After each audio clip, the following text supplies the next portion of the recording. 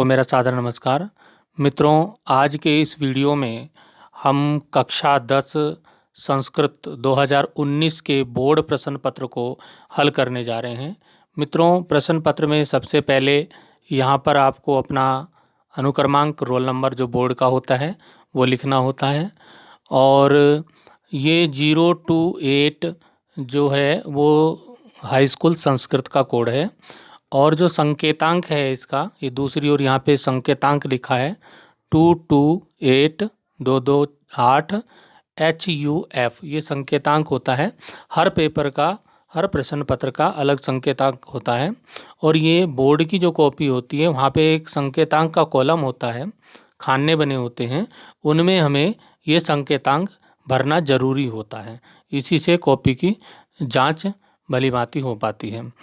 तो आज मैं आपके लिए जो ये 2019 हाई स्कूल संस्कृत का प्रश्न पत्र लेकर उपस्थित हुआ हूँ, इसका कारण ये है कि 2019 के 20 के बाद जो परीक्षाएं हुई हैं, 2021 में तो बोर्ड परीक्षा हुई नहीं, तो 2022 में जो बोर्ड की परीक्षा हुई उसमें जो पाठ्यक्रम है वो कुछ कटौती की गई थी पाठ्यक्रम की, और कटौती के बाद जो पाठ्यक्रम आया था 2022 की परीक्षा में, लेकिन अब 2023 की जो परीक्षा होने जा रही है, 2023 की परीक्षा में कटौती वाला पाठ्यक्रम नहीं, पूर्ण का जो है पूर्ण पाठ्यक्रम, पूरी किताब से पाठ्यक्रम आएगा। तो 2019 में पूरी किताब से पेपर आता था, पूरी पुस्तक से पेपर आता था, पूर्ण पाठ्यक्रम के आधार पर आता था, इसलिए मैंने ये 2019 का पेपर लिया है।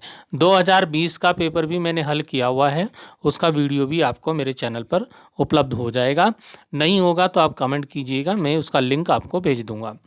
अभी हम 2019 के प्रश्न पत्र को देख रहे हैं, क्योंकि ये प्रश्न पत्र ऐसा है जिसमें पूर्ण पाठ्यक्रम आया था। तो आइए हम 2019 के संस्कृत के प्रश्न पत्र को देखते हैं। अवधि इसकी होरात्रयम मतलब 3 घंटे का जो समय है। पूर्णांक ये 100 का है, लेकिन अभी 80 नंबर का पेपर हो गया है। 20 नंबर विद्यालय स्तर से शिक्षकों के द्वारा प्रदान किए जाएंगे आपको प्रैक्टिकल के माध्यम से। अब इसमें कुछ निर्देश हैं, निर्देश अवश्य पढ़ने चाहिए, क्योंकि निर्देश के अनुसार यदि आप पेपर हल करेंगे तो आप अच्छे अंक प्राप्त करेंगे। निर्देश है अस्मिन् प्रश्न पत्रे 4 खंडा सन्ति, इस प्रश्न पत्र में 4 खंड हैं। अब 4 खंड कौन से हैं यहाँ पर देख लीजिए। खंड का अपठिता अवबोधनम, इसी प्रकार से और भी यहाँ पे खंड आपको मिलेंगे।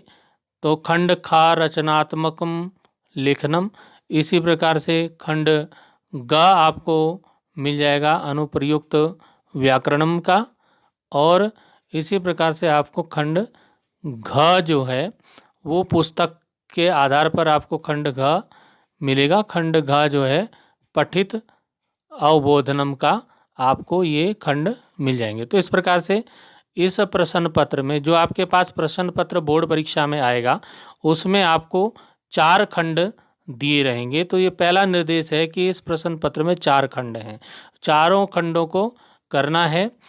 उत्तराणी पृथक प्रदत्याम उत्तर पुस्तिकाम लेखनीयानी, तो उत्तर जो हैं अलग से दी गई पुस्तक में नहीं लिखे, अलग से दी गई जो उत्तर पुस्तिका है, कॉपी है, उसमें लिखने हैं, पेपर पे नहीं लिखने हैं। जैसे कि मैंने उत्तर यहीं पर लिख दिया है, आप देख लीजिए कि सर्व सुखदा का, और मैंने उत्तर यहीं लिख दिया है गा वहाँ। तो इस प्रकार से आपको नहीं लिखना है। ये तो मैंने आपको समझाने के लिए यहीं पर उत्तर दे दिए हैं, लेकिन आपको ऐसे पेपर पे, प्रश्न पत्र पे कोई भी उत्तर नहीं लिखना है, वो नकल मानी जाएगी। तो आपको अलग से जो कॉपी दी जाएगी परीक्षा में, उसमें आपको प्रश्नों के उत्तर लिखने हैं। अगला जो निर्देश है वो है प्रत्येकम खंडम अधिकृत्य उत्तराणी क्रमेण एकस्मिन् स्थाने लेखनीयानि। तो प्रत्येक जो खंड है आपका, जैसे खंड क आप कर रहे हैं अपठितांश अवबोधनम, तो प्रत्येक खंड के प्रश्नों के उत्तर क्रम से एक ही स्थान पर लिखने हैं। जब एक खंड के प्रश्न कर रहे तो एक ही के पूरे पूरे कर लीजिए और दूसरे खंड के खंड डाल करके दूसरे खंड के प्रश्न उत्तर कीजिए। मतलब क्रम से आपको प्रश्नों खंड के हिसाब से प्रश्नों के उत्तर लिखने हैं। अगला जो निर्देश है, प्रश्न पत्र उत्तराणी लिखनी, यानी जो मैंने बता दिया है, प्रश्न पत्र में उत्तर नहीं लिखने हैं, पेपर पे प्रश्नों के उत्तर नहीं लिखनी है, वो नकल मानी जाएगी। अब आता है प्रश्न संख्या प्रश्न पत्रानुसार अवश्य लेखनीय। जो प्रश्न पत्र में प्रश्न की संख्या है, नंबर है प्रश्न का, वो संख्या लिखनी है। अपनी तरफ से कोई नंबर लिख करके, मान लो आप प्रश्न संख्या 16 कर रहे हैं तो उसमें प्रश्न संख्या 16 का क है, ख है, ग है, क्या है, जो जरूर उसको लिखिएगा। ऐसे नहीं कि आप 16वां प्रश्न कर रहे हैं और आप 14 नंबर डाल दें, या फिर आप उसका खंड क ख न डालें। तो खंड संख्या आप ही लेखनीय, खंड संख्या आप ही लेखनीय, मतलब खंड संख्या भी लिखनी है। तो अब आते हैं हम प्रश्न पत्र प्रारंभ करते हैं। सबसे पहले हमारे पास खंड का आता है अपठितांश अवबोधनम। तो मित्रों सबसे पहले यहाँ पर लिखा है प्रश्न संख्या 1 में अधोलिखितम अनुच्छेदम पठित्वा, नीचे लिखे गए अनुच्छेद को पढ़ना है। अनुच्छेद धारितान प्रश्नान उत्तरत, अनुच्छेद के आधार पर प्रश्नों के उत्तर आपको देने हैं जो नीचे प्रश्न है। तो ये अनुच्छेद आप ढंग से इसको पढ़ना है। जो भी अनुच्छेद आपको दिया होगा वो आपको अच्छी प्रकार से पढ़ना है। यहाँ पर दिया है मातरः सर्वभूतानां गावा सर्व सुख प्रदा प्रदा उक्त कथनम गो श्रेष्ठताम प्रतिपादयति वस्तुतस्तु गौ अस्माकं माता अस्ति। तो ये जो है यहाँ पर एक गद्यांश आपको दिया होगा, अनुच्छेद दिया होगा, उसको आपको पढ़ना है और उस पे दिए गए प्रश्नों के उत्तर देने हैं। जैसे कि हमारे पास एक पदेन उत्तरत, एक पद में उत्तर देना है, तो इसी में से छांट करके उत्तर आपको मिल जाएंगे।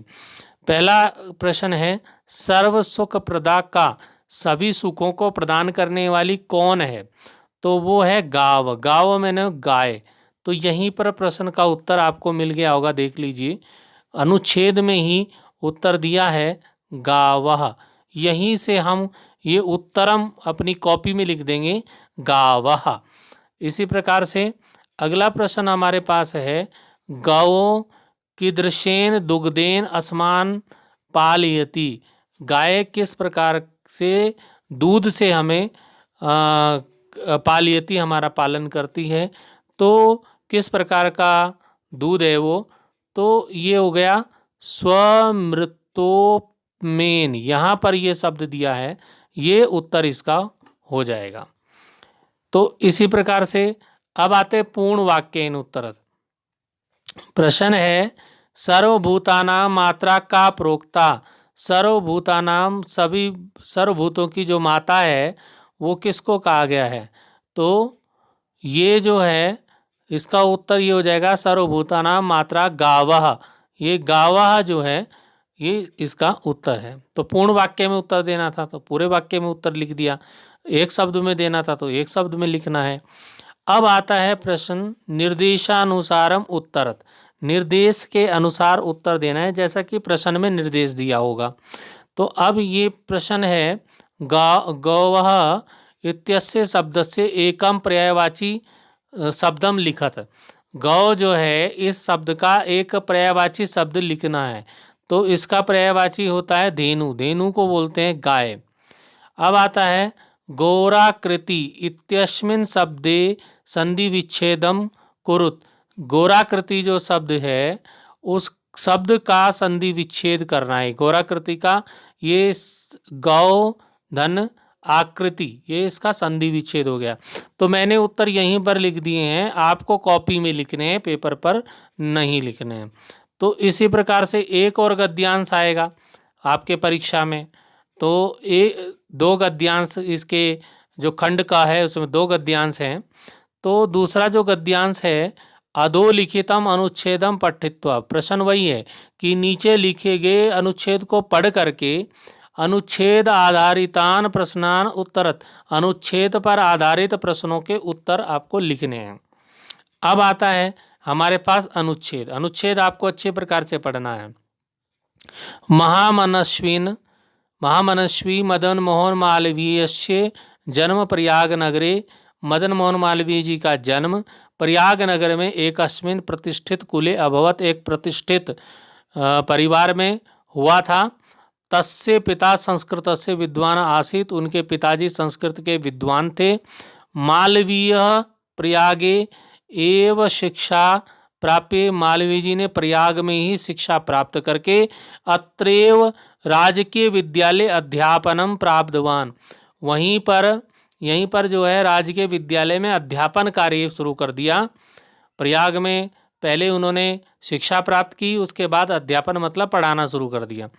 युवका मालवीय स्वकीयेन प्रभावपूर्ण भाषणेन जनानां मनांसि अमोयत। जो युवक मालवीय जी थे, युवक थे वो, तो वो अपने भाषणों से उन्होंने लोगों के मन को मोह लिया था। कालांतरे सा विधिम परीक्षा उत्तरे, बाद में उन्होंने विधि की जो वकालत की जो परीक्षा है वो उत्तीर्ण की, और प्रयागस्थे उच्च न्यायालय, प्रयाग में उच्च न्यायालय में प्राण विवाह कर्म कर्तुम आरभत, वहीं पर वकालत का कार्य शुरू कर दिया करना वहाँ पर। महामना विद्वान वक्ता, महामना जी जो हैं मालवीय जी विद्वान वक्ता थे, धार्मिक नेता थे और पटु पत्रकारिस्ट थे, पत्रकार भी थे। और तो अब ये तो हमने गद्यांश पढ़ा। अब इस गद्यांश पर आधारित प्रश्नों के उत्तर देने हैं।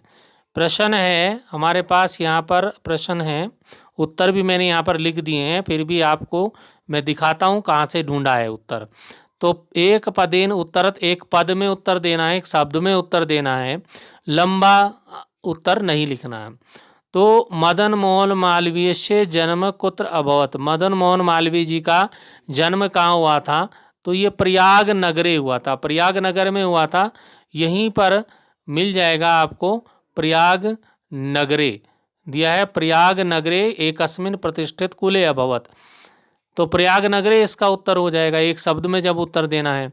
फिर है युवकाः मालवीय कथम जनानां मनांसि अमोयत, युवक मालवीय कैसे लोगों का मन को मोह लेते थे? तो वो प्रभावपूर्ण भाषणेन, अपने प्रभावपूर्ण भाषण से लोगों के मन को मोह लेते थे। अब आता है पूर्ण वाक्य में उत्तर देना, पूरे वाक्य में उत्तर देना है। तो हमारे पास प्रश्न है यहाँ पर कि मालवीय अध्यापनम कुत्र प्रारब्धवान, मालवीय जी ने जो अध्यापन कार्य किया वो कहाँ पर शुरू किया, कहाँ पर प्रारंभ किया? तो प्रयागे राजकीय विद्यालय, प्रयाग के राजकीय विद्यालय में प्रारंभ किया। तो यहीं पर दिया है कि मालवीय प्रयागे एव शिक्षा प्राप्य अत्रैव राजकीय विद्यालय अध्यापनम प्रारब्धवान। तो ये उत्तर यहाँ से आपको मिल जाएगा। आप गद्यांश में ढूंढने का प्रयास करेंगे तो आपको प्रश्नों का उत्तर मिलेगा।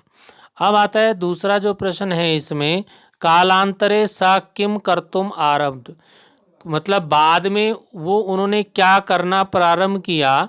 तो बाद में उन्होंने क्या करना प्रारंभ किया भाई? उन्होंने परीक्षा उत्तीर्ण की, वकालत की, और फिर वकालत का कार्य शुरू कर दिया। तो है कालांतरे सा विधिम परीक्षा उत्तीर्य प्रयागस्थे उच्च न्यायालय प्राण विवाह कर्म कर्तुम आरब्ध, यहीं से ये उसका उत्तर हो जाएगा। अब आता है निर्देश के अनुसार उत्तर देना है, यथा निर्देश उत्तरत, ये जैसा निर्देश दिया है वैसे उत्तर आपको लिखने हैं। अब यहाँ पे आता है प्रश्न संख्या 1, अत्रैव इत्यस्मिन् शब्दे का संधि, यहाँ पर अत्र और एव से जो शब्द बना है अत्रैव, उसमें कौन सी संधि है? तो ये वृद्धि संधि है, ठीक है। अब आता है मालवीय जनानां मनांसि अमोहयत, अस्मिन् वाक्य क्रियापद क्या है? तो अमोहयत जो है, मोह लिया, ये क्रियापद है। तो ये इसका उत्तर हो जाएगा अमोहयत। अब आता है एक प्रश्न आता है कि अस्य गद्यांशस्य उपयुक्त शीर्षकम लिखत, जो गद्यांश आपके पास वहाँ पर दिया होगा पेपर में, उसमें गद्यांश को पढ़कर उस गद्यांश का उपयुक्त शीर्षक लिखना होता है। तो यहाँ पर क्योंकि ये महामना मदन मोहन मालवीय जी के बारे में पूरा बताया गया है, तो इसका जो शीर्षक हो जाएगा वो हो जाएगा महामना मदन मोहन मालवीय। तो ये नाम हो गया उसका। अब आता है मित्रों, ये तो था खंड क। अब आता है खंड ख। खंड खा में क्या क्या होता है? खंड खा में होता है रचनात्मकम लेखनम। रचनात्मकम लेखनम में क्या आता है देख लीजिए। इसमें पत्र दिया होता है, पत्र को में खाली स्थान होते हैं, उन खाली स्थानों को भरना होता है, कुछ शब्द दिए होते हैं। तो हमारे पास यहाँ पर शब्द भी मिल गए, ये देखिए यहाँ पे शब्द दिए हैं, ये शब्द हमको खाली स्थानों में भरने हैं। तो बड़ा आसान होता है। पिछले साल तक ये जो है 5 अंकों का आता था, अब की बार ये 4 अंक का आपके पास ये प्रश्न आएगा। तो 4 ही शब्द होंगे, 4 शब्द आपको भरने होंगे। तो यहाँ पर देखिए, विगत मासे युष्माकम विद्यालय पर्यावरण दिवस समायोजिता। विगत माह में आपके विद्यालय में पर्यावरण दिवस का आयोजन हुआ। अस्य आयोजनस्य उल्लेखनम कुर्वन्, इस आयोजन का उल्लेख करते हुए एक संक्षिप्त पत्र दिया गया है। मंजूषायाम प्रदत्ते शब्दे पूरयित्वा स्वमित्रम लिखत। मंजूषा में दिए गए शब्द, मंजूषा मतलब पेटी, पेटी मतलब ये बॉक्स जिसमें शब्द दे रखे हैं, मंजूषा है। तो मंजूषा में दिए गए, इसका नाम मंजूषा दे रखा है, देखिए मंजूषा। तो मंजूषा में दिए गए शब्दों से आपको उसको पूरा करना है। तो आप समझ गए होंगे, उसको पूरा भरना है। अब यहाँ पर आ गया है प्रिय मित्र राकेश नमस्ते। तो ये संबोधन हो गया, अपने मित्र राकेश को नमस्ते कर रहे हैं। अब यहाँ पर भरना, ये मैंने शब्द यहाँ पर भर दिए हैं। तो विगत जून मासस्य, विगत जून महीने की पंचम तारीखा, पंचम कहाँ से लिया? ये पंचम यहाँ से हमने लिया। पंचम तारिकायाम अस्माकं विद्यालय पर्यावरण दिवसस्य आयोजनम अभवत। विगत जून माह की 5 तारीख को हमारे विद्यालय में पर्यावरण दिवस का आयोजन हुआ। तो आयोजनम जो शब्द है, हमने यहाँ से आयोजनम ले लिया। अब आता है अस्मिन आयोजने सर्वे गुरुवा। इस सर्वे कहाँ से लिया? यहाँ से हमने सर्वे ले लिया।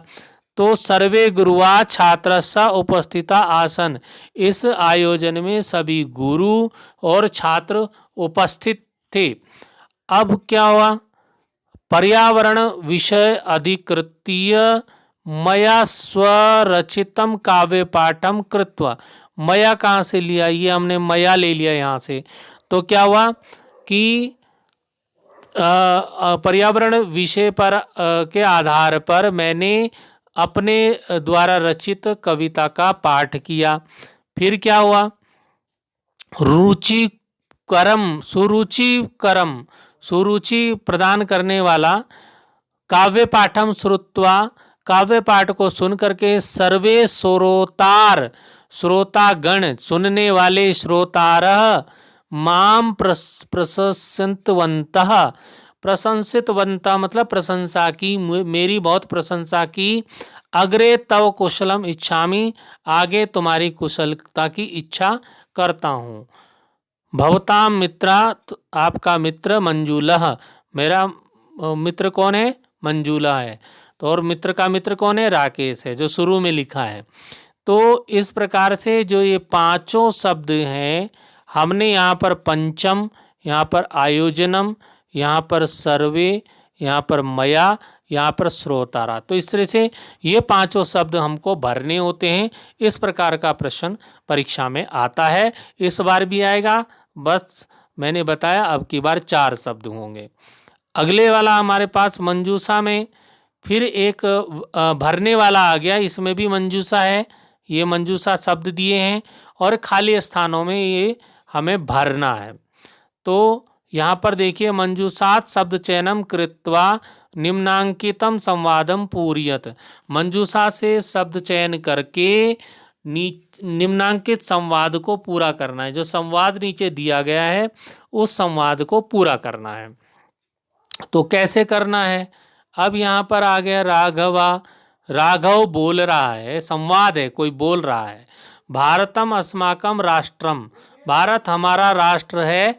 फिर यहाँ पर आ गया वयम, वयम मतलब हम सब, वयम हम सब क्या है? सर्वे भारतीय, हम सब क्या हैं? भारतीय हैं।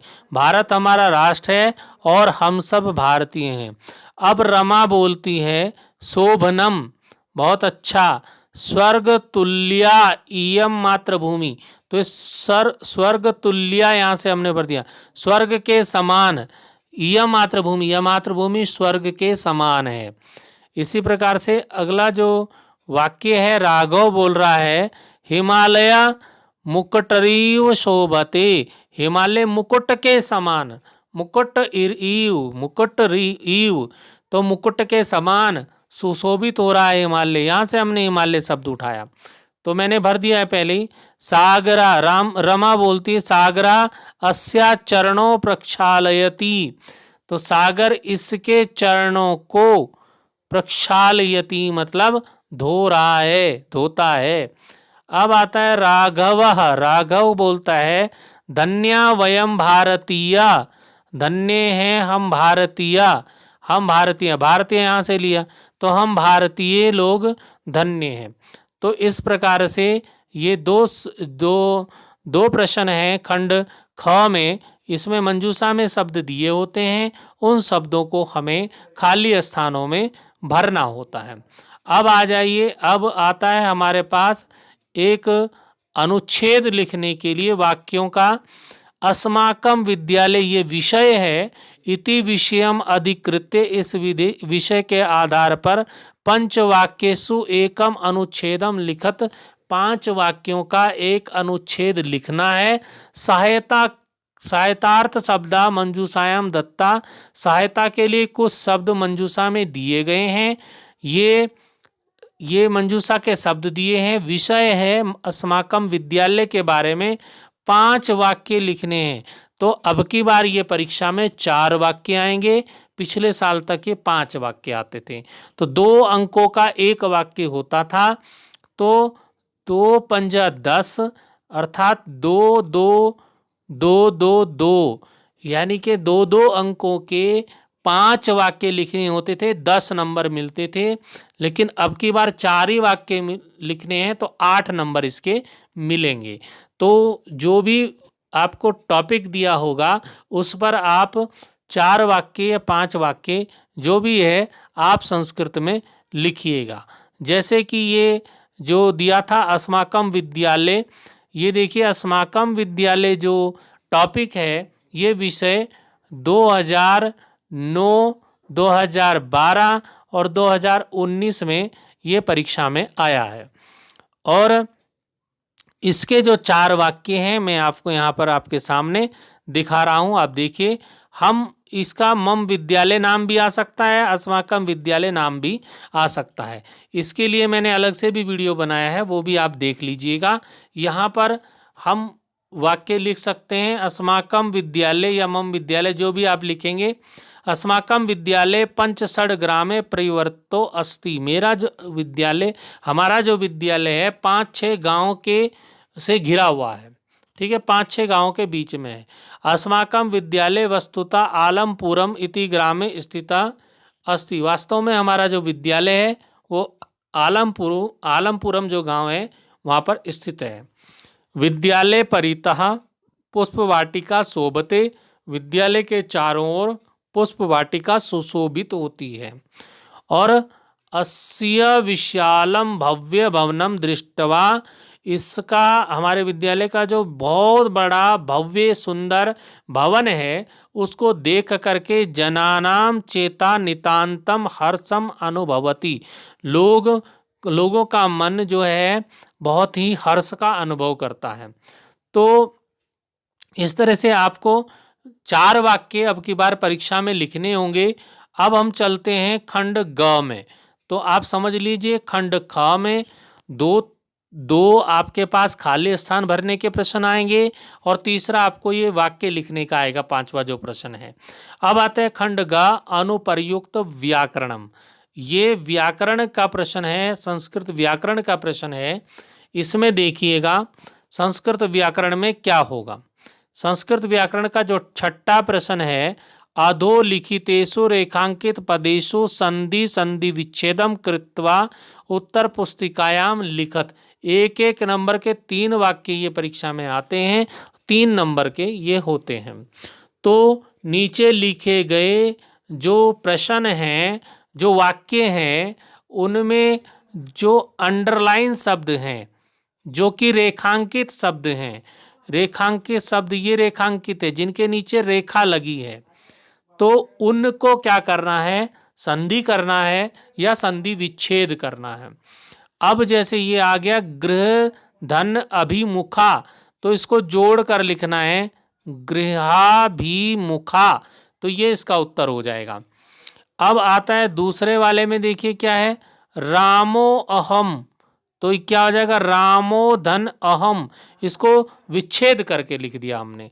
ऐसे है भवनम, भवनम, ऐसे देखिए क्या है भवनम, आप दिखाई दे रहा होगा ये है भवनम, तो क्या हो जाएगा भो धन अनम। इसी प्रकार से 7वां प्रश्न हम देखेंगे। 7वें प्रश्न में क्या है, निम्नांकित रेखांकित पदेशु समासम समास विग्रह कृत्वा लिखत। निम्नांकित जो वाक्य हैं, पद हैं, उनमें जो रेखांकित पद हैं उनका समास या समास विग्रह करके लिखना है। अब रेखांकित मतलब जिनके नीचे रेखा अंकित, तो ये जो आपको दिखाई दे रहे होंगे कुछ, राजमार्गेषु, ये शब्द अंडरलाइन दिया है, नीचे इसके लाइन है, तो राजमार्गेषु क्या मतलब हुआ, इसको समास विग्रह करना है। तो राज्ञे मार्गा ये तेषु राजमार्गेषु, तो ये इसका समास विग्रह हो जाएगा। संधि में प्लस लगा के विभाजन करते हैं और इसमें आपको प्लस नहीं लगाना, उसको विभक्ति के अनुसार समास विग्रह करना है। अब आप चलेंगे छात्रः यथास्थानम, यथास्थानम गच्छन्ति, तो यथास्थानम का आ जाएगा स्थानम अनतिक्रम्य। तो ये आपको थोड़ा पढ़ना पड़ेगा, इसके लिए अलग से वीडियो में बना दूंगा, जब आप इसको पढ़ोगे तभी इसको कर पाओगे। अब आता है सीता च रामश्च, तो इसका क्या हो जाएगा सीता रामौ, पीताम्बरः पीताम्बरम, पीतम अंबरम, तो इस तरह से समास विग्रह आपको करना होगा। अब आता है 8वां प्रश्न। 8वें प्रश्न में होता है रेखांकित पदेशु, इसमें भी रेखांकित जो शब्द हैं उनका प्रकृति प्रत्ययो, प्रत्यय संयोज्य वाक्यानि उत्तर पुस्तिकायाम लिखत।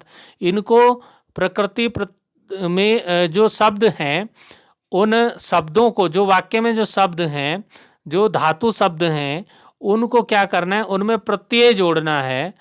तो प्रत्यय जोड़ के जो शब्द बनेगा वो शब्द लिख करके वाक्य को पूरा फिर कॉपी में लिखना है। समझ रहे होंगे, नहीं समझे मैं दोबारा से आपको बताता हूं कि ये जैसे वाक्य का मया ग्रंथा, अब ये पठ और कत ये रेखांकित है, तो इसके पठ और कत को जोड़ के क्या बनेगा, पठिता बनेगा। तो अब आप वाक्य लिखेंगे, कॉपी में लिखेंगे मया ग्रंथा, और ये पठकत नहीं लिखेंगे, पठिता पूर्ण विराम लगा देंगे। तो इस तरह से ये वाक्य पूरे करके आपको लिखने हैं। ऐसे ही जैसे कि अज और टाप से बनता है अजा, तो क्या हो जाएगा, अज और टाप से बनता है अजा, तो यहाँ पर हम क्या अज और टाप ना लिख करके अजा लिखेंगे, और जलम पीबती, बकरी जल पीती है। अब आ गया जलम पाकत्वा, पाकत्वा की जगह पे हम क्या लिखेंगे, पित्वा, जलम पित्वा सगृहम गच्छति। इसी प्रकार से ये हो जाएगा इदम पुस्तकम, पठ अनियर नहीं लिखेंगे, पठनियम उसके स्थान पर लिखेंगे, इदम पुस्तकम पठनियम अस्ति, ये हो जाएगा। उसके बाद आता है सबुद्धिमतुपः जना अस्ति, तो बुद्धिमति मतुप का क्या होता है, बुद्धिमान होता है, तो हम इसको बुद्धिमान लिख देंगे। अब आता है प्रश्न संख्या 9। प्रश्न संख्या 9 बिल्कुल आसान सा प्रश्न आता है। इसमें शब्द दिए होते हैं, उन शब्दों को भरना होता है। मंजूषायाम सहायताया निम्नांकित वाक्यानि अव्यय शब्दे पूर्यत्वा लिखत। मंजूषा में दिए गए जो शब्द हैं उनसे वाक्य पूरे करके लिखना है। तो ये शब्द यहाँ पर दिए हुए हैं। यहाँ पर दिया है तत्, तत्, मंद मंदम, तीव्रम, अवश्यमेव, प्रतिदिनम। अब इनको क्या करना है, इनको हमें खाली स्थानों में भरना है। तो मैंने यहाँ पर भर दिए हैं, आप देख लीजिए कहाँ कहाँ से शब्द भरे हैं। अश्वा तीव्रम धावती, घोड़ा तेज दौड़ता है। बालका, बालका मंद मंदम गीतम गायति, बालक धीरे धीरे गीत गाता है। अवश्यमेव कर्तव्यम पालन, कर्तव्य पालनम करणीयम, अवश्य ही कर्तव्य पालन करना चाहिए। तो यत् मया अभिलषितम तत् प्राप्तम, जैसा मैंने इच्छा की थी, मेरी अभिलाषा थी, वैसा मुझे प्राप्त हुआ। सा प्रतिदिनम देवान अर्चयति, वह प्रतिदिन देवों की अर्चना करती है, पूजा करती है। तो ये सब इन्हीं शब्दों से हमने लिखा है, ये शब्द यहाँ पर दिए हैं, इन्हीं को हमने लिखा है। तो ये खाली स्थान अब की बार 3 या 4 हो सकते हैं परीक्षा में। पिछली बार ये 5 अंक का था, ये भी इस बार घट गया है क्योंकि 20 अंक हम विद्यालय से दे रहे हैं। तो मैंने तो अपने बच्चों को दे दिए हैं और आपके विद्यालय में भी आपको नंबर दे दिए गए होंगे। तो ऑनलाइन उनकी एंट्री भी हो गई होगी। तो अभी तो हमें परीक्षा के पेपर की तैयारी करनी है कि गुरुजी ने तो हमें नंबर अच्छे दे दिए, लेकिन हम परीक्षा में भी अच्छे अंक लाएं, इसलिए हम पेपर का अभ्यास जरूर करें। अब आता है 10वां प्रश्न। अधोलिखित वाक्यानाम, नीचे लिखे गए वाक्य में वाच्य परिवर्तनम करके उत्तर पुस्तिकायाम लिखत। उत्तर पुस्तिका में यानी कि कॉपी में आपको लिखना है। इसके लिए मैंने अलग से भी वीडियो बनाने का प्रयास किया है, तो आप वहाँ से भी देख सकते हैं। और यहाँ जो है आप किस प्रकार से इसको परिवर्तन करेंगे, इसके लिए आपको पढ़ने की ज़रूरत है। बिना पढ़े आप इसको परिवर्तन नहीं कर पाएंगे। तो इसको पढ़िए, ढंग से इसका अभ्यास करिए, अभ्यास के बाद जाइएगा, आप अवश्य इसको कर पाएंगे। तो छात्रा पत्रम लिखती, तो छात्रा की जगह क्या हो गया छात्रेण, पत्रम की जगह पत्रम, लिखती का जो है वो लिख्यते हो गया। वर्तमान काल लट लकार में क्या हो गया लिख्यते, इसको हम कर देंगे लिखती का लिख्यते। फिर सा दानम ददाती, तो सा का हो गया तया और दानम का दानम और दीयते हो गया, ददाती का दीयते। मया अहम, मया का अहम हुआ, तत्र का तत्र हुआ, गम्यता का गच्छामी हुआ। किस प्रकार से हुआ, इसके लिए आपको थोड़ा सा अभ्यास करना पड़ेगा और नहीं आएगा तो आप मेरे से पूछिएगा, कमेंट कीजिएगा। तो इस प्रकार से ये प्रश्न 3 अंकों का ये प्रश्न इस बार भी बोर्ड की परीक्षा में आने वाला है और आप इसका अभ्यास करेंगे तभी आपको आएगा। मैंने पहले ही बोल दिया है, बिना अभ्यास के ये प्रश्न आपको नहीं आएगा। अब आता है घड़ियों वाला प्रश्न। ये घड़ी वाला प्रश्न इस बार भी परीक्षा में आएगा। घटिकाम दृष्टवा शब्देषु लिखत, राधा कदा किम करोति। घड़ियों को देखना है, घड़ियों में जितने बजे हैं उस समय को संस्कृत में लिखना है। तो समय को संस्कृत में लिखना, इसके लिए मैंने अलग से वीडियो बनाया है, उस वीडियो को आप अवश्य देखिएगा, आप जरूर लाभ प्राप्त करेंगे। यहाँ पर राधा कब उठती है, तो पहली घड़ी में 9 बजे हैं, तो हम यहाँ पर 9 वादने कर देते हैं। तो क्या हो जाएगा, राधा प्रातः 9 वादने विद्यालयम गच्छति, राधा प्रातः 9 बजे विद्यालय जाती है। उसके बाद दूसरी घड़ी पे आ जाते हैं। दूसरी घड़ी में 4:45 यानी कि 4:45 हो गए हैं। तो इसको क्या लिखेंगे, सा अपराह्न पादोन पंचवादने विद्यालयात गृहम आगच्छति। वह अपराह्न पादोन पंच 4:45 बजे विद्यालय से घर को आती है। पादोन पंच, आप देख लीजिए, पादोन पंच लिखते हैं ऐसे करके, पादोन पंच वादने मतलब 4:45 बजे। अब तीसरी घड़ी में 5:15 बज रहे हैं, देख लीजिए इस घड़ी में 5:15 बज रहे हैं। तो 5:15 को क्या लिखेंगे, राधा साय सपाद पंच, सपाद पंच मतलब 5:15, वादने जनपालम करोती मतलब 5:15 बजे वो जलपान करती है, सायंकाल का नाश्ता करती है। उसके बाद आ गया है यहाँ पर जो अंतिम जो घड़ी है उसमें बज रहे हैं 10:30, तो 10:30 को संस्कृत में लिखेंगे सार्ध 10। तो रात्रो 10:30 वादने सा शयनाय गच्छति, रात के 10:30 बजे वो सोने के लिए जाती है। तो आप समझ गए होंगे कि 10:30 को 10:30 यहाँ पर लिखा गया है। फिर जो 12वां प्रश्न आपकी परीक्षा में आने वाला है उसमें कुछ संख्याएं दी होंगी, उन संख्याओं को संस्कृत की जो गिनती है उसको आप सीख लीजिए 100 तक। अगर आपको संस्कृत की गिनती नहीं आती है तो मैंने इसके लिए वीडियो बनाया है, आप उस वीडियो को देखिएगा। उसका लिंक मैं इस वीडियो के डिस्क्रिप्शन बॉक्स में दे दूंगा, वहाँ से भी आप देख पाएंगे। तो क्या होगा कि संख्याएं दी होंगी। अब इसमें क्या दे रखा प्रश्न, अधोलिखित वाक्यों अंकानाम स्थाने संख्यावाचक विशेषण रिक्त स्थान पूर्ति कृत्वा लिखत, यानी कि नीचे जो वाक्य हैं उनमें संख्या के स्थान पर जो अंक हैं, अंकों के स्थान पर संख्यावाचक विशेषण अर्थात शब्दों में उनको संस्कृत में लिखना है। तो यहाँ पर दिया है अस्माकम विद्यालय, अब यहाँ पे संख्या दी है 21 दे रखा है, तो 21 को संस्कृत में क्या बोलते हैं वो यहाँ पे लिखना है।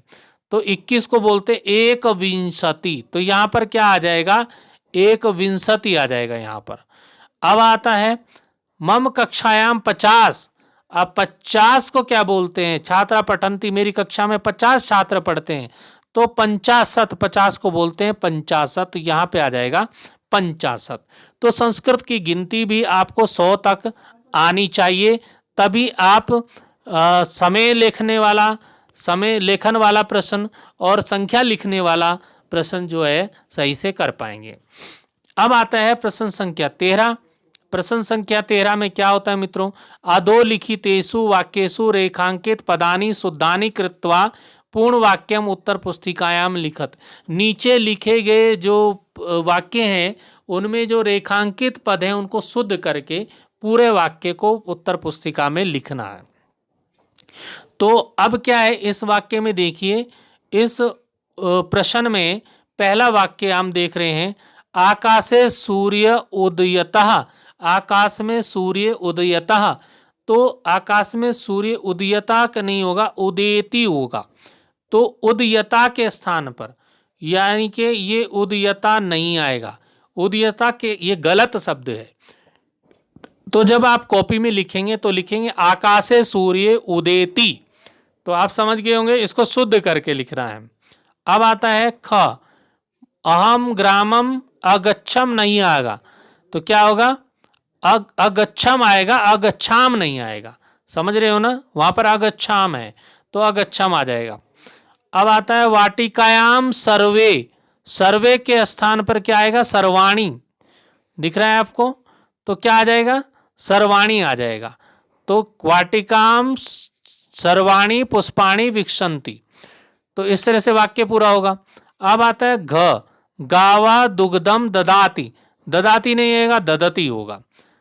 तो इस प्रकार आपको वाक्यों को शुद्ध करना है, जो अशुद्ध शब्द है उसके स्थान पे शुद्ध शब्द को लिख करके वाक्य को पूर्ण करना है। अब आते हैं मित्रों खंड घ, जो चौथा खंड है हमारा, 4 खंड दिए हैं, चौथा खंड है घ, पठित अवबोधनम। ये जो हमारी पुस्तक है, हमारी जो पुस्तक है उसका नाम है सैमुषी। तो सैमुषी जो पुस्तक है संस्कृत की, उससे किसी पाठ से यहाँ पर गद्यांश दिया होगा। तो क्या है, अधोलिखितम गद्यांशम पठित्वा, नीचे लिखे गए गद्यांश को पढ़ना है, तत् आधारितान प्रश्नान उत्तरत, और उसके आधार पर प्रश्नों के उत्तर लिखने हैं। विचित्रा देवगति, विचित्र देवगति हुई दुर्भाग्य से, तस्मामेव रात्रो, उसी रात में, तस्मिन गृहे, उस घर में, कश्चन चोरा गृहभ्यंतरम प्रविष्टा, उस घर में कोई चोर प्रविष्ट कर गया। तत्र निहित एकाम मंजूषाम आदाय पलायिता, और वहां पर रखी जो एक मंजूषा थी, पेटी बक्सा था, अटैची जिसको मान लीजिए आप, उसको लेकर के वहां से भागा। चोरस्य पाद ध्वनिना, चोर के पैरों की आवाज से, प्रबुद्ध अतिथि जाग गया, मेहमान जाग गया। चोर संकया तन्मधावत अग्रण, चोर की शंका से कि कोई चोर हो सकता है, उसके पीछे दौड़ा और उसको पकड़ भी लिया। परम विचित्रम अघटयत, पर विचित्र घटना घटी। चोरम उच्चे क्रोशितुम आरभद, चोर जोर जोर से चिल्लाने लगा। चोरोयम चोरोयम, चोर है यह, चोर है यह। यानी कि जो चोर था वो दूसरे जो जो चोर को पकड़ने के लिए दौड़ा था, उसी अतिथि को चोर बताने लगा कि ये चोर है, ये चोर है। तो ये हमारी पुस्तक है सैमुसी, उसमें एक पाठ है, उसमें से ये दिया गया है। विचित्र साक्षी नाम का एक पाठ है, उसमें से ये गद्यांश दिया गया है। अब इसमें प्रश्नों के उत्तर आप देखिए। प्रश्न है एक पदेन उत्तरत, एक पद में उत्तर देना है। तो चोरा कुत्र प्रविष्टा, चोर कहाँ प्रवेश कर गया? गृह अभियंत्रा, घर के अंदर। यहां पर से ये उत्तर मिल जाएगा। अब आता है अगला प्रश्न, पूर्ण वाक्य उत्तरत, पूरे वाक्य में उत्तर देना है। मंजूषाम आदाय का पलायिता, तो मंजूषा को लेकर कौन भागा? तो चोर भागा। तो क्या हो जाएगा? मंजूषाम आदाय का की जगह क्या आ जाएगा? चोरह पलायिता। मंजूषा अटैची को लेकर के, बक्से को लेकर के चोर वहां से पलायन कर गया। अब आता है चोरे उच्चे किम क्रोशितम आरोब्ध, जो चोर था वो जोर जोर से ऊंचे स्वर में किम क्रोशितुम आरभत, मतलब क्या बोलने लगा। तो ये यहीं पर से अंत में मिल गया, चोरा उच्चे क्रोशितम आरभत चोरो वयम इति। तो ये इस प्रश्न का उत्तर यहीं से आपको मिल जाएगा। अब आते हैं हम अगले प्रश्न पे। प्रश्न संख्या हमारा आ गया 15। 15वां प्रश्न हम देखते हैं। 15वें प्रश्न में क्या है? अधो लिखितम श्लोकम पठित्वा प्रश्नान उत्तरत, नीचे लिखे गए श्लोक को पढ़ना है और प्रश्नों के उत्तर देना है।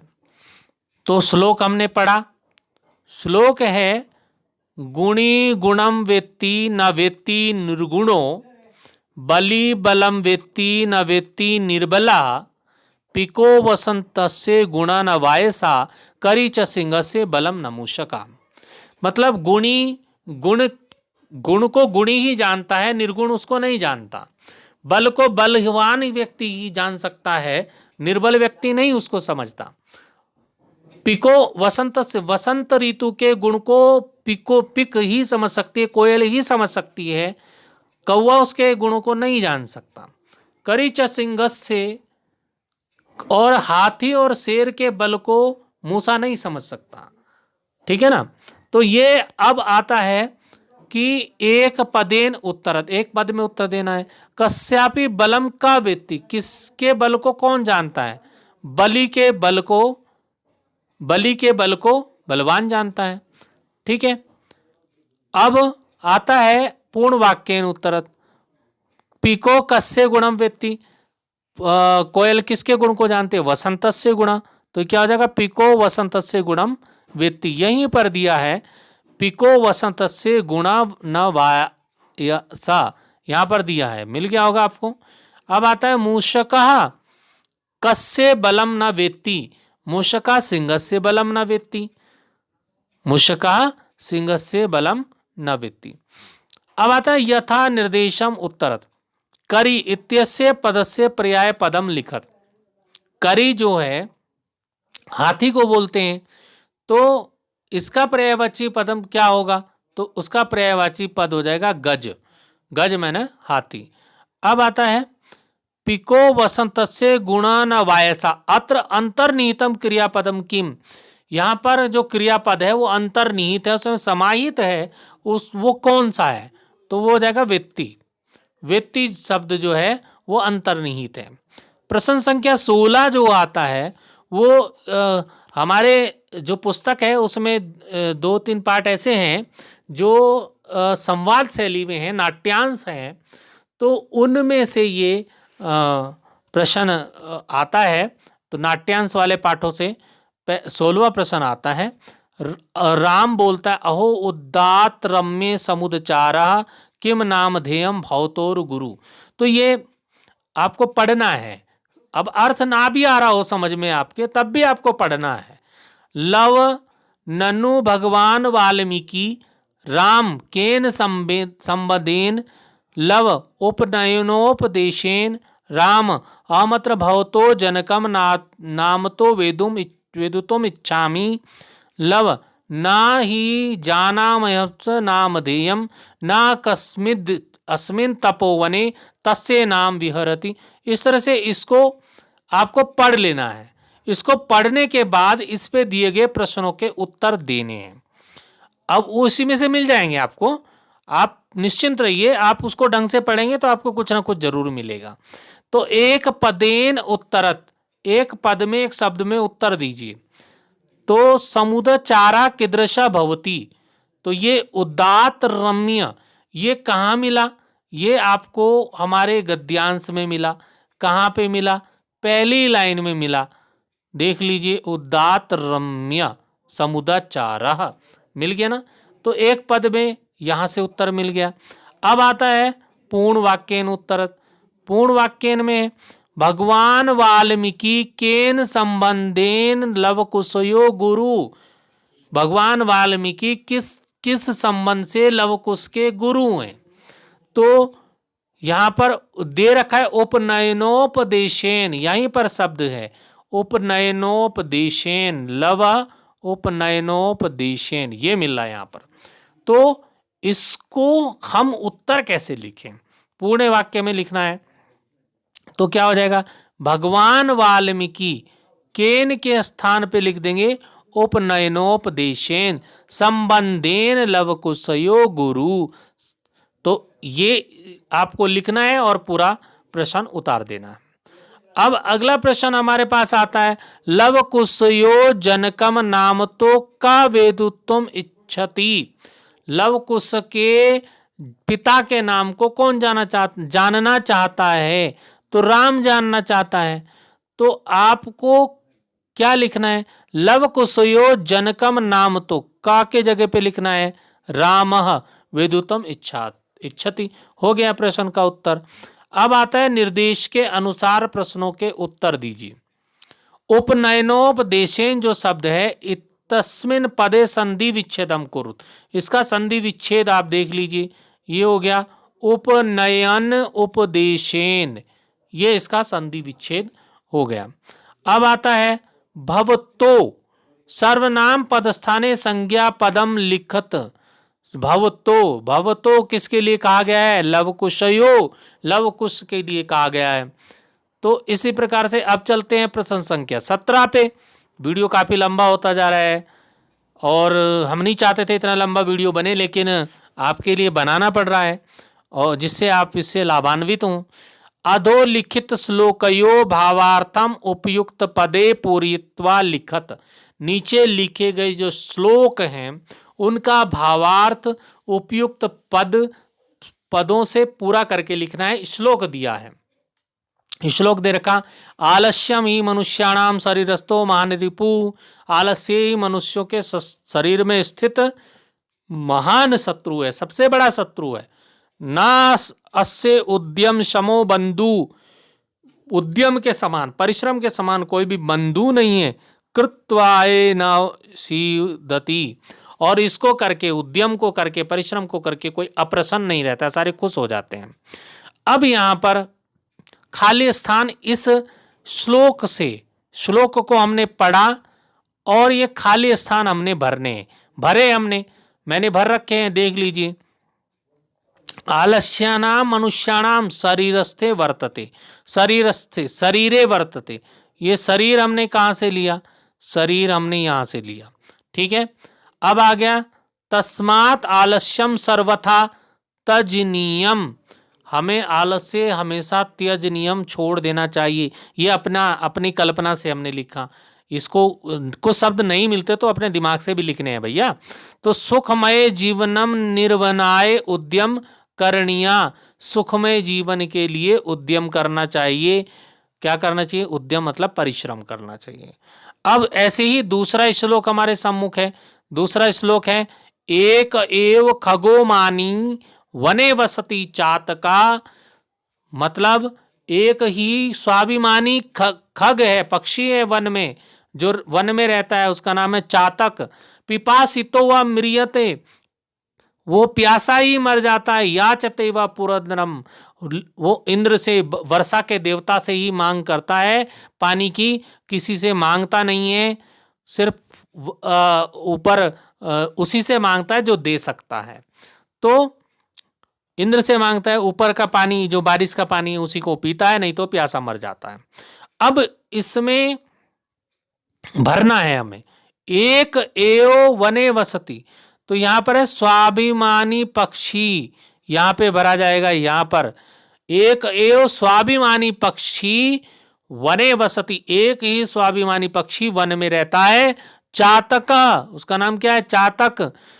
पिपासितो व म्रियते, पिपासितो यहां आ जाएगा, पिपासित म्रियते, प्यासा ही मर जाता है।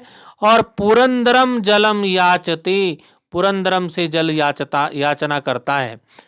तो ये आपको भरने को आप दिखाई दे रहे होंगे, मैंने ब्लू से लिखा है इनको नीले कलर से। अब 18वां प्रश्न देखिए, इसमें भी श्लोक हैं, वो भी भरने हैं, थोड़ा सा अंतर होगा बस। अधोलिखितम श्लोकयो अन्वयम पूर्वित्वा, उत्तर पुस्तिकायाम लिखत, नीचे लिखे गए श्लोकों को अन्वय पूरा करके उत्तर पुस्तिका में आपको कॉपी में लिखना है। अन्वय को लिखना है, श्लोक को नहीं लिखना है। तो ये श्लोक है, दुष्करा न्यपि कर्मणि मतीवे भौशालिना नीतिम युक्तिम समालंबे नीलये प्रकुर्वते। तो अब क्या हो गया, अब इसमें क्या है, अब मति वैभवशालिना, दुष्कराणी अपि, दुष्कराणी अपि, ये शब्द का दुष्कराणी अपि दोनों का है। कर्माणि नीतिम युक्तिम समालंबे, समालंबे यहां से आया, लीलयेव प्रकुर्वते, ये प्रकुर्वते आ गया। तो इसी शब्द यहीं से आपको भरने हैं, श्लोक से, कोई दिक्कत नहीं होगी, आसानी से आप भर पाएंगे। अब आता है संपत्तो च विपत्तो च महताम एक रूपता, चाहे संपत्ति हो चाहे विपत्ति हो, दोनों में जो महान लोग होते हैं, सज्जन लोग होते हैं, वो एक समान रूप रहता है उनका। ऐसे नहीं कि संपत्ति आने पे ज़्यादा उछलने लगे, विपत्ति आने पे रोने लगे, ऐसा नहीं है, समान रूप रखते हैं वो दोनों ही स्थिति में। जैसे कि उदय सविता रक्तो, जैसे कि सूर्य जब सुबह उदय होता है तो वो रक्त जैसा होता है, लाल रंग का होता है, और अस्त समय भी वो कैसा होता है, लाल रंग का होता है। तो अब यहाँ पर खाली स्थान भरने, महताम संपत्तो विपत्तो एक रूपता भवती, महताम यहाँ से हमने लिया, सविता हमने यहाँ से लिया, उदय रक्ता अस्तमय हमने यहाँ से लिया। तो इस प्रकार ये क्या हो गया, इस प्रकार हम इसको भर पाएंगे। तो ऐसा ही आपकी परीक्षा में आने वाला है, तो ज़्यादा कठिन नहीं है, आप घबराओ मत, अच्छे से अभ्यास करके जाओ पेपरों का। मैंने 2020 का भी इसमें डाला है, 19 का भी डाला है, और 22 का भी होगा। तो आप सभी उन पेपरों की प्रैक्टिस करके जाएं, परीक्षा में सब अच्छे नंबर आएंगे, घबराना नहीं है। तो हम क्या है, रेखांकित पदम आदृत्य प्रश्न निर्माणम कृत्वा उत्तर पुस्तिकायाम लिखत, रेखांकित पदों के आधार पर प्रश्न का निर्माण करना है और उत्तर पुस्तिका में लिखना है। अब रेखांकित पद कौन से हुए? रेखांकित पद आपको दिखाई दे रहा है, ये वाल्मीकि रेखांकित है, ये आरोग्यम रेखांकित है, ये मानुषात रेखांकित है, ये अग्निना रेखांकित है। तो इनके आधार पे आपको लिखना है। प्रश्न वाचक शब्द लिखना है इनके स्थान पे। तो ये क्या हो गया? वाल्मीकि के जगह पे हम क्या लिख देंगे? का लिख देंगे। कुशल अवयव, गुरु, आसित और अंत में प्रश्नवाचक चिन्ह लगा देंगे। ऐसे ही व्यायामात लिख देंगे। आरोग्यम के स्थान पे क्या लिख देंगे? किम लिख देंगे। उपजायते अंत में प्रश्नवाचक चिन्ह लगा देंगे। ऐसे त्वम और मानुषात की जगह पे क्या लिख देंगे? कस्मात लिख देंगे। तो विवेशी लिख देंगे और प्रश्नवाचक चिन्ह लगा देंगे। फिर तृणानाम लिखेंगे, अग्निना हटा करके केन लिख देंगे, स विरोधो भवति और प्रश्नवाचक चिन्ह लगा देंगे। तो ये प्रश्नवाचक वाक्य बन जाएंगे। अब ये क्या है? ये जो शब्द मैंने बताए, क है, किम है, कस्मात है, केन है, ये प्रश्नवाचक शब्द हैं संस्कृत के। इनको प्रश्नवाचक शब्दों को लगा करके आप प्रश्नवाचक वाक्य बना सकते हैं। अब आता है 20वां प्रश्न। अधोलिखितानि वाक्यानि घटनाक्रमेण संयोज्य पुनः उत्तर पुस्तिकायाम लिखत। नीचे दिए गए वाक्य हैं, इसमें क्या होगा कि कुछ वाक्य दिए होंगे, वाक्य क्रम से नहीं होंगे। उस कहानी के आधार पर, जो आपकी किताब में कोई कहानी होगी, उस कहानी के आधार पर कुछ वाक्य दिए होंगे। तो ये वाक्य क्रम से नहीं होंगे, कोई आगे कोई पीछे कोई, तो इस तरह से होंगे। आपको इनको क्रम से लिखना है। पहले नंबर पे कौन सा आएगा, दूसरे पे कौन सा आएगा, तीसरे पे कौन सा आएगा। तो 5-6 वाक्य होंगे, उनको आपको क्रम से लिखना है। क्रम से लिखेंगे आपको नंबर मिल जाएंगे। और क्रम से आपको 2-3 वाक्य ही आ रहे तो 2-3 ही लिखिए और पूरा लिख दीजिए। तो क्या होगा, आपको नंबर जरूर मिलेंगे। आधा भी सही होगा तब भी आपको इसमें नंबर मिलेंगे। तो इस प्रश्न को छोड़ना नहीं है, सभी इस प्रश्न को अवश्य करिएगा। अंतिम जो प्रश्न है, अंतिम प्रश्न में क्या होगा? निम्नांकित शब्दानाम संस्कृतेन वाक्य प्रयोगम कुरुत। निम्नांकित जो शब्द हैं, शब्द दिए होंगे, उनका संस्कृत वाक्यों में प्रयोग करना है।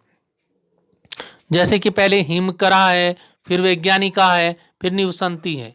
इनको संस्कृत में वाक्य प्रयोग करना है। जैसे कि हो गया हिमकरा, हिमकरा जगते शीतलताम ददति। हिमकरा किसको बोलते हैं? चंद्रमा को बोलते हैं। हिमकर पूरे संसार को क्या देता है?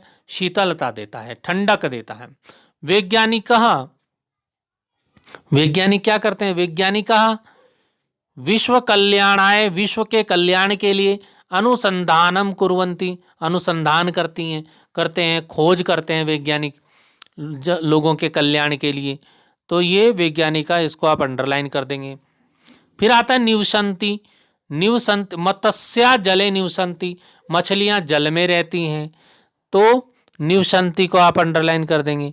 तो इस प्रकार से ये जो इनको आप काले पेन से लिख देंगे, जो जिनका हमने वाक्य प्रयोग करना है। तो इस प्रकार से मैं हूं संजीव कुमार कोहली और मेरे साथ आपने ये 2019 का जो बोर्ड का पेपर है संस्कृत का, हाई स्कूल का, उसको हमने हल किया। फिर मिलेंगे बच्चों अगले वीडियो में। मित्रों, अभी के लिए धन्यवाद।